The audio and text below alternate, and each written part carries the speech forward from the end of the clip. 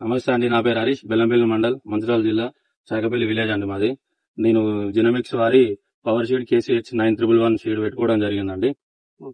ఇది షీడ్ last year నేను వీళ్ళదే వేరే KCH 189 పెట్టుకోవడం జరిగింది. అది నేను లాస్ట్ ఇయర్ 6 ఎకరాలు సాగు చేస్తే అది ఒక ఎకరానికి పెట్టుకున్నా. ఈ సంవత్సరం 9 ఎకరాలు సాగు చేయంగా ఇందులో 2 ఎకరాలు పెట్టుకోవడం జరిగిందండి.